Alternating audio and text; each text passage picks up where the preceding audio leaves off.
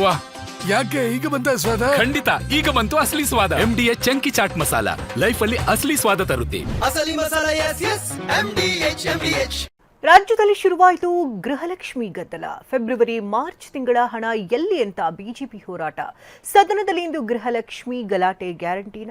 ಈ ಸುದ್ದಿಗಳನ್ನು ನೋಡೋಣ. ಗೃಹಲಕ್ಷ್ಮಿ ಗದ್ದಲ ನ್ಯೂಸ್ ಟಾಪ್ 9ನಲ್ಲಿ. ಗೃಹಲಕ್ಷ್ಮಿ ಯೋಜನೆಯ ಮೂಲಕ ಮಹಿಳೆಯರ ಮನಗೆದ್ದಿರುವ ಕಾಂಗ್ರೆಸ್ ಸರ್ಕಾರ ಪ್ರತಿ ತಿಂಗಳು 2,000 ರೂಪಾಯಿ ಜಮೆ ಮಾಡ್ತಾ ಇಲ್ಲ ಅನ್ನೋದು ಕೆಲವರ ಆರೋಪ. 2-3 ತಿಂಗಳಿಗೊಮ್ಮೆ ಹಣ ಜಮೆಯಾಗ್ತಾ ಇದೆ, ನಮಗೆ ಹಣ ಬಂದಿಲ್ಲ, ಕೆಲ ತಿಂಗಳು ಹಣವೇ ಬಂದಿಲ್ಲ ಎಂಬ ಆರೋಪಗಳು ಅಲ್ಲಲ್ಲಿ ಕೇಳಿ ಬರ್ತಾ ಇವೆ. ಇದೀಗ ಇದೇ ವಿಚಾರವನ್ನ ಮುಂದಿಟ್ಟು ಸದನದಲ್ಲಿ ಹೋರಾಟ ನಡೆಸೋದಕ್ಕೆ ಬಿಜೆಪಿ ಮುಂದಾಗಿದೆ. ಡಿಸೆಂಬರ್ 9ರಂದು ಬಿಜೆಪಿ ಶಾಸಕ ಮಹೇಶ್ ಟೆಂಕಿನಕಾಯಿ ಫೆಬ್ರವರಿ ಹಾಗೂ ಮಾರ್ಚ್ ತಿಂಗಳ ಗೃಹಲಕ್ಷ್ಮಿ ಹಣವೇ ಬಂದಿಲ್ಲ ಅಂತ ಆರೋಪಿಸಿದ್ರು.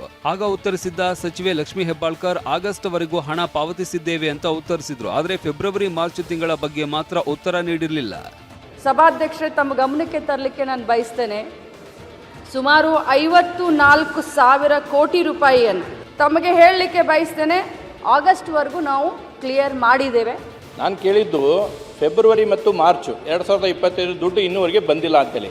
ಅದನ್ನ ಬಿಟ್ಟು ವಿಶ್ವದ ಹೇಳಿದ ಎಲ್ಲ ಹೇಳಿದ್ರು. ಇಲ್ಲಿಯವರೆಗೆ 23 ಕಂತನ್ನು ಕ್ಲಿಯರ್ ಮಾಡಿದ್ದೀವಿ. ಆಗಸ್ಟ್ ವರೆಗೂ ಕೂಡ ನಾವು ಹಣವನ್ನು ಹಾಕಿದ್ದೀವಿ ಅಂತ ನಾನು ಕ್ಲಿಯರ್ ಮಾಡಿದ್ದೀನಿ.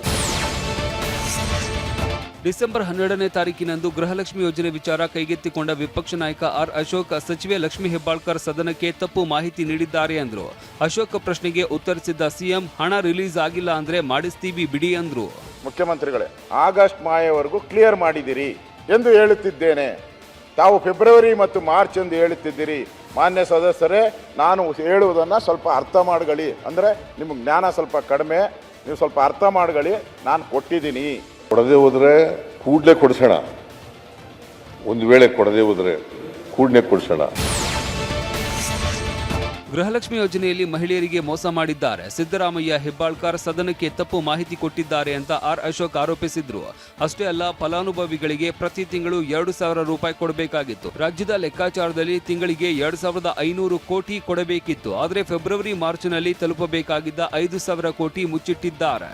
ಫೆಬ್ರವರಿ ಮತ್ತು ಮಾರ್ಚಲ್ಲಿ ತಲುಪಬೇಕಾಗಿದ್ದಂಥ ಸುಮಾರು 5,000 ಕೋಟಿ ಹಣವನ್ನು ಈ ಸರ್ಕಾರ ಮುಚ್ಚಿಟ್ಟಿದೆ. ರಾಜ್ಯ ಸರ್ಕಾರ 1.24 ಕೋಟಿ ಮಹಿಳೆಯರಿಗೆ ದ್ರೋಹ ಬಗೆದಿದೆ. ಸ್ವತಃ ಮುಖ್ಯಮಂತ್ರಿಗಳೇ ಗೊಂದಲಕ್ಕೆ ಸಿಲುಕಿದ್ದಾರೆ ಅಂತ ಅಶೋಕ್ ಟೀಕಿಸಿದ್ದಾರೆ. ಅಷ್ಟೇ ಅಲ್ಲ, ಸದನಕ್ಕೆ ತಪ್ಪು ಮಾಹಿತಿ ಕೊಟ್ಟ ಅಧಿಕಾರಿಗಳ ವಿರುದ್ಧ ಕ್ರಮ ಆಗಬೇಕು. 5,000 ಕೋಟಿ ರೂಪಾಯಿ ಎಲ್ಲಿಗೆ ಹೋಗಿದೆ ಅಂತ ಲೆಕ್ಕ ಕೊಡಿ. ಜಿಲ್ಲಾಧಿಕಾರಿಗಳನ್ನ ಕೇಳಿದ್ರೆ ಹಣ ಬಂದಿಲ್ಲ ಅಂತ ಹೇಳ್ತಾರೆ. ಹಾಗಾದ್ರೆ 5,000 ಕೋಟಿ ರೂಪಾಯಿ ಯಾರ ಜೇಬಿಗೆ ಹೋಯ್ತು ಅನ್ನೋದು ಆರ್ ಅಶೋಕ್ ಪ್ರಶ್ನೆಯಾಗಿದೆ. ಸದನಕ್ಕೆ ತಪ್ಪು ಮಾಹಿತಿ ಕೊಟ್ಟಿದ್ದಾರೆ, ಇಲ್ಲ ಮಂತ್ರಿ ಮೇಲೆ ಕ್ರಮ ತೆಗೆದುಕೊಳ್ಬೇಕು, ಇಲ್ಲ ಅಧಿಕಾರಿಗಳ ಮೇಲೆ ಕ್ರಮ ತೆಗೆದುಕೊಳ್ಬೇಕು. ಈ 5,000 ಕೋಟಿ ಎಲ್ಲೋಯ್ತು ಲೆಕ್ಕ ಕೊಡಿ. ನಾವು ಲೆಕ್ಕ ಕೇಳ್ತಾ ಇದ್ದೀರಿ ಕಾಂಗ್ರೆಸ್ ಅನ್ನು. ಎಲ್ಲವೂ ಅಂದುಕೊಂಡಂತೆ ಆಗಿದ್ರೆ ನಿನ್ನೆ ಗೃಹಲಕ್ಷ್ಮಿ ವಿಚಾರ ಚರ್ಚೆಗೆ ಬರಬೇಕಾಗಿತ್ತು. ಆದರೆ ಶಾಮನೂರು ಶಿವಶಂಕರಪ್ಪ ನಿಧನರಾದ ಹಿನ್ನೆಲೆಯಲ್ಲಿ ಕಲಾಪದಲ್ಲಿ ಯಾವುದೇ ಚರ್ಚೆ ಆಗಿಲ್ಲ. ಹೀಗಾಗಿ ಇವತ್ತು ಬಿಜೆಪಿ ನಾಯಕರು ಗೃಹಲಕ್ಷ್ಮಿ ಯೋಜನೆಯ ಬಾಕಿ ಹಣದ ವಿಚಾರ ಮುಂದಿಟ್ಟು ಹೋರಾಟ ನಡೆಸಲಿದೆ.